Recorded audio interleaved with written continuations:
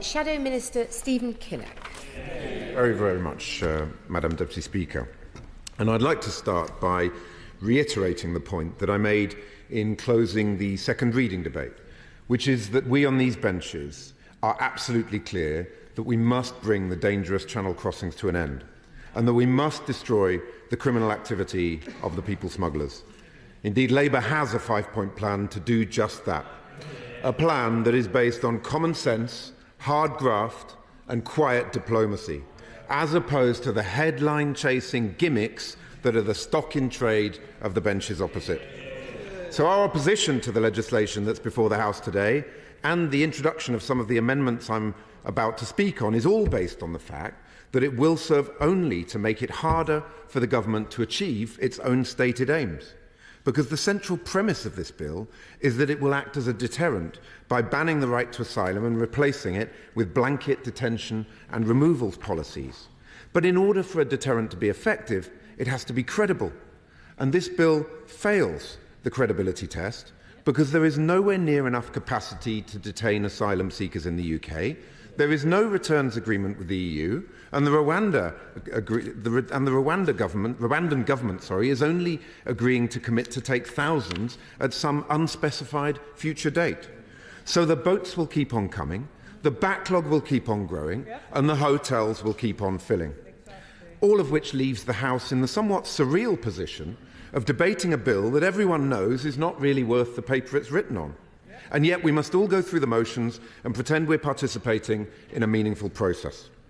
Nevertheless, I can assure you and the entire House, Madam Deputy Speaker, that we on these benches will do all that we can to amend and improve this bill in a concerted effort to limit the damage that it will inflict on the international reputation of our country, on the cohesion of our communities, and on the health and well-being of those who have come to our country in the hope of sanctuary from the violence and persecution that they are fleeing. Grateful.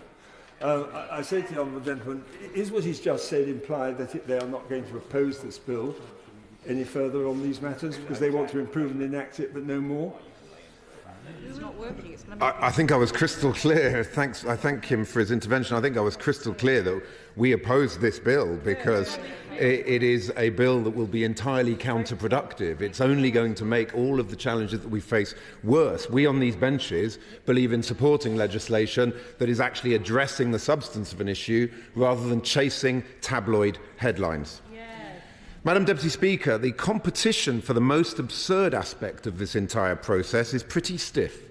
But I have to say that the programme motion is a strong contender, because ministers, in their infinite wisdom, decided that we should debate the second half of the bill on the first day and the first half on the second day. Whatever the rationale for that, I suppose there is actually something strangely appropriate about the idea that we should consider this bill back to front, given that so many of its provisions put the cart before the horse. The other point that I wanted to make at the outset is that the refusal of the Home Office to publish a full set of impact assessments ahead of second reading, and they still haven't been published, Madam Deputy Speaker, is completely unacceptable. Surely, as a matter of basic respect for this House and for our constituents, members should be entitled to expect to be given the opportunity to have an informed debate based on comprehensive assessments of the impact of the government that the government expects its proposals to have.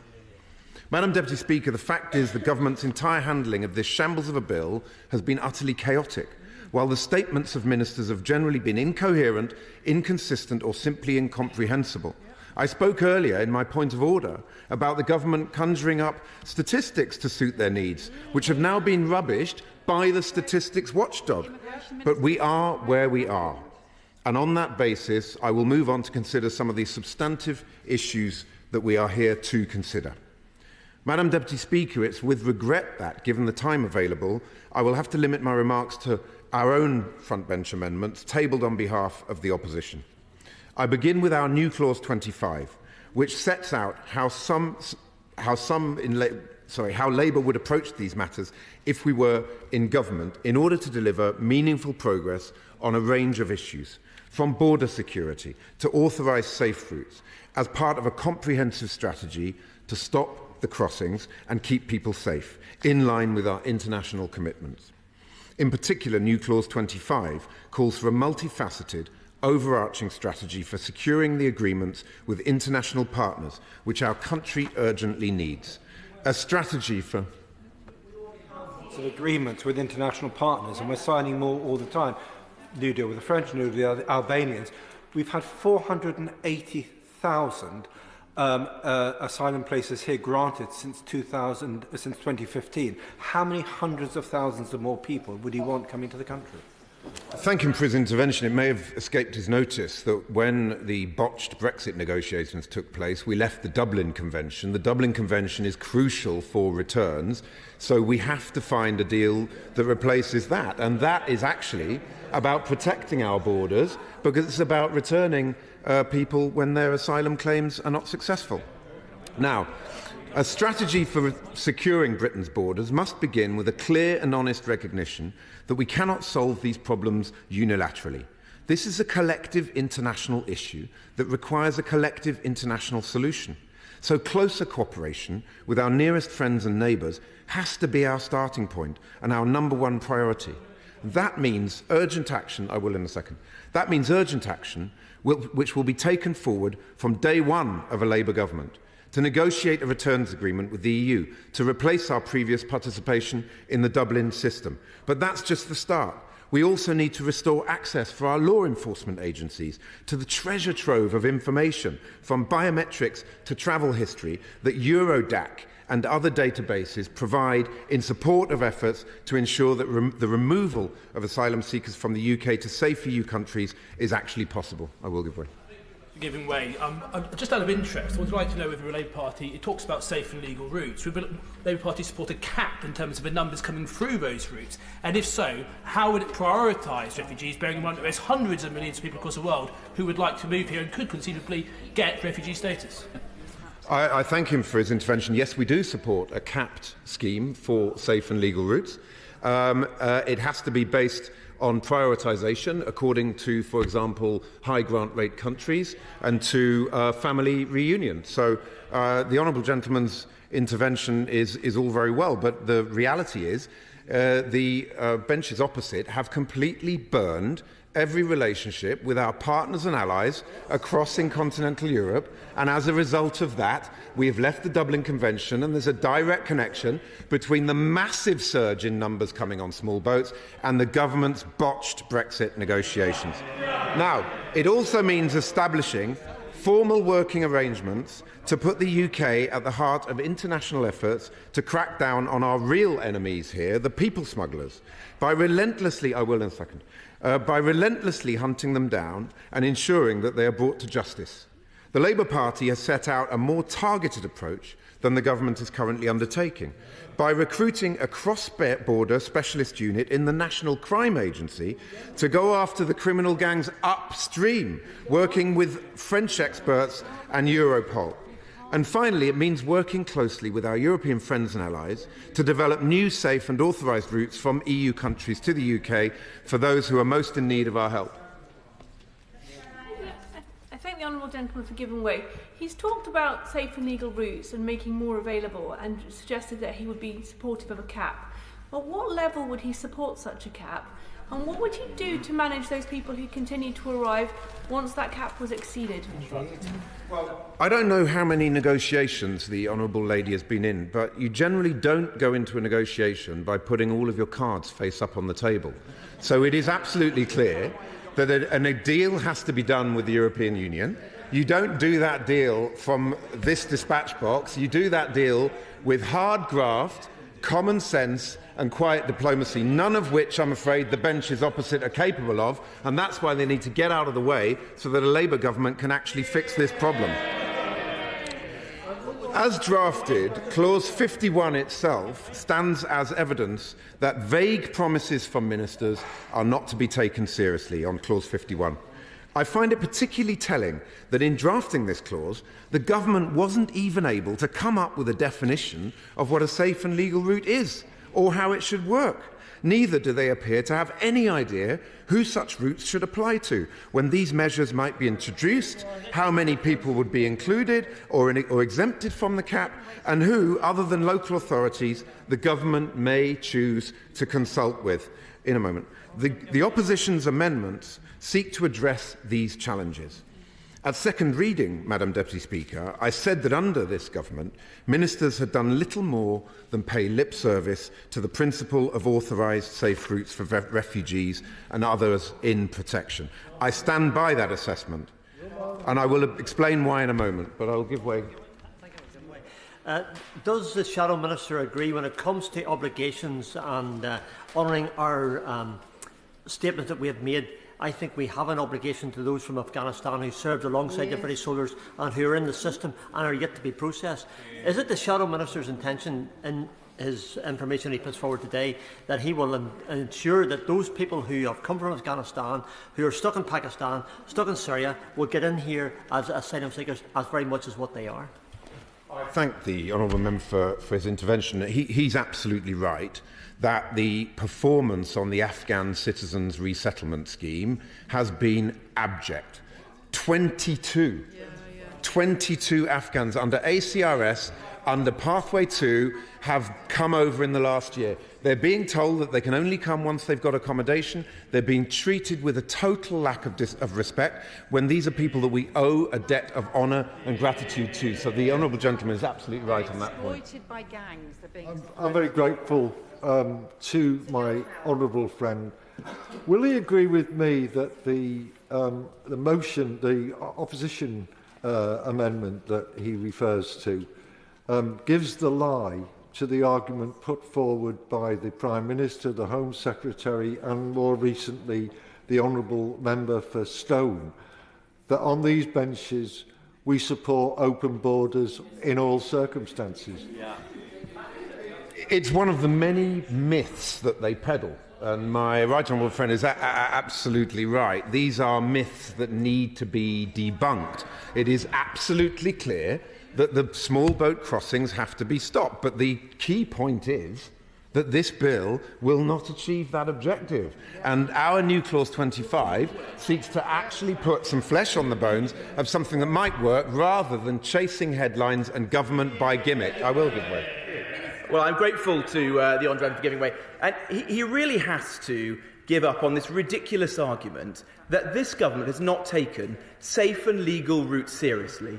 As my honourable friend said, since 2015, almost 500,000 humanitarian visas have been issued. And in Europe, we are second only to Sweden for resettlement.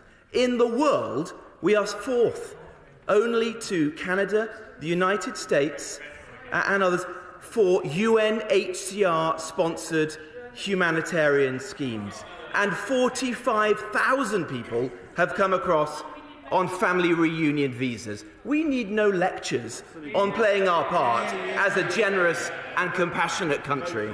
No idea. Well, of course, the Ukraine scheme, the BNO scheme, the Afghan scheme when it used to work are very welcome. There's no debate about that. But I don't know why the honourable gentleman keeps making this point.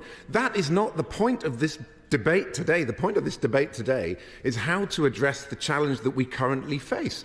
And as many honourable members have pointed out, there are many people fleeing war and persecution in the world for whom this government has utterly failed to offer those safe and legal routes. As a result, they are coming on unauthorised routes. It is a simple fact of life. And the other point, of course, is we are looking at a government that has allowed the backlog to get completely out of control. So the idea that they're making life better and easier for people fleeing war and persecution in our country is for the birds. I will make a bit more progress now. Thank you.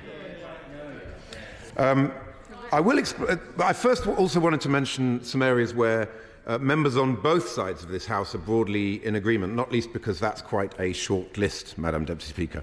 The opposition supports the principle of Parliament having a say each year on the quota or cap for safe and legal routes, as envisaged by Clause 51. Every country has a responsibility to do its bit to help those fleeing persecution and conflict alongside other countries. However, we also believe that the government's policy on safe routes cannot begin and end with caps alone. This bill presents us with a rare opportunity to have a serious debate about how best to live up to our international commitments to offer protection to those most in need, especially those fleeing persecution and war. The fact that there are so many detailed, well thought through proposals put forward by honourable members in amendments and new clauses speaks to the depth of cross-party support for making safe routes work and providing genuine alternatives to dangerous crossings.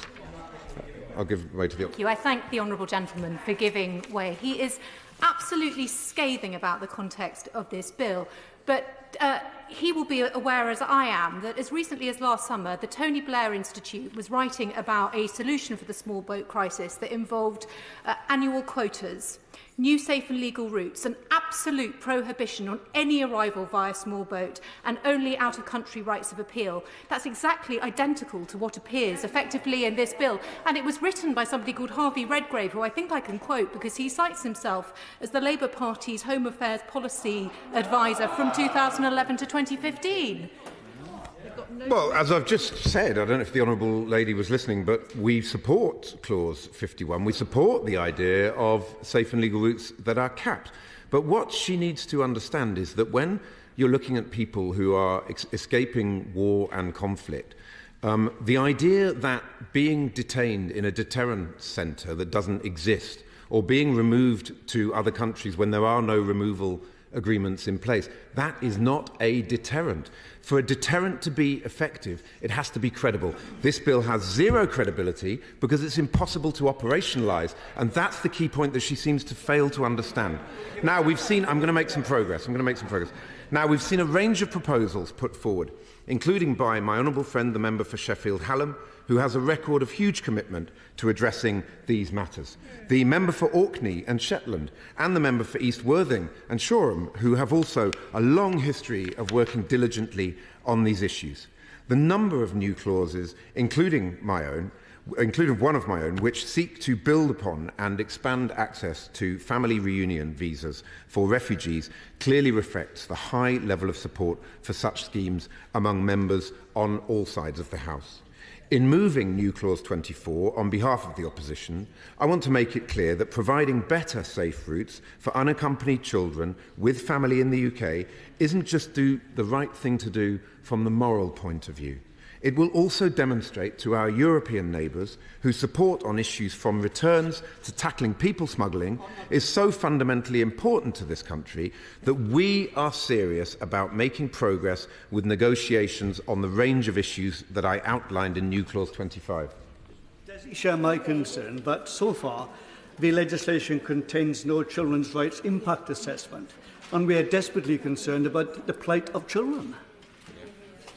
My honourable friend makes an absolutely valid point about the lack of an impact assessment for children, but there's a broader point here about the lack of an impact assessment full stop. It is completely and utterly unacceptable that we in this House are debating a bill now which has had no impact assessment published in advance, and I think it shows a sort of disrespect to the House which really does need to be put on the record. I'll just make a little bit more progress, thank you. Madam Deputy Speaker, because I'm having to limit my time to discuss our front bench's own amendments, I'll therefore not be able to raise the many questions and concerns that I have in relation to some of the provisions on legal proceedings in clauses 37 to 49, some of which do clearly appear to pose a real threat to due process and to our respect for a country that upholds the rule of law. The entire bill is shot through with inconsistencies, unresolved questions, and bizarre contortions of logic, which can only have the effect of worsening the very problems the government says it is trying to solve. Just one example of this is raised by Amendment 41, which I tabled as a means of probing the government's thinking on a measure which simply does not appear to have been properly thought through. Clause 45 states that, where an appeal against a removal notice is upheld, the duty to remove that person no longer applies. So far, so sensible. The problem is that nothing in the bill says that any asylum claim made by a person in such a situation would then be considered. Those claims would continue to be inadmissible. What this means is we'll end up with situations where there are people who cannot be removed because a court has ruled that to do so would pose unacceptable risks to their safety, but who cannot also lawfully remain in the UK because of the government's refusal to accept their claim for asylum. The law would effectively be saying that a person can neither leave nor remain in this country. If the Minister has an answer to the question of what then happens to a person in this situation, I would love to hear it. I will give way to the Honourable Lady. I'm grateful to my honourable friend and for the points that he's making today. I wanted to return to the point around detaining children, however, because under this government we know that hundreds of children have gone missing, and some of them, in fact hundreds, we still don't know where they are. And isn't it right that children that come to this country are placed immediately under the care of local authorities who can then put proper safeguarding in place to protect those most vulnerable people? My honourable friend is absolutely right, and she points to a broader failing and a clear indication of the shambles and chaos that we have within the broader asylum system. The backlog is out of control, massive safeguarding issues, and really it's just more grist to the mill for the people smugglers and the traffickers, and that's why this has to be addressed. So to sum up, Madam Deputy Speaker, this is a dog's breakfast of a bill, and this debate feels like something of a charade because everyone knows that it's not only unworkable, it's not even intended to work. Nevertheless, we do hope that colleagues across the House will support our amendments and new clauses in the division lobby this evening, because let's be clear, Madam Deputy Speaker, ministers know full well that this bill is an entirely counterproductive piece of legislation, but they don't really care. In fact, they'll be more than happy to see it failing, because then they can blame our civil servants, or the EU, or the lawyers, or the judges, or the Labour Party, or the football pundits, or whoever they can think of. And why are they doing this? Well, the answer is staring us in the face. It's because they know that come the general election, they can't stand on their record of 13 years of failure, so instead they'll whip up division, stoke anxiety and fire up the culture wars. Our constituents know where the buck stops, though. They want solutions, not sound bites. They want the Labour Party's common sense and hard graft and quiet diplomacy, not government by gimmick. And when this bill fails, they'll know that only a Labour government's 5-point plan for asylum will stop the dangerous crossings, fix our broken asylum system and get our country back on track after 13 years of Tory failure.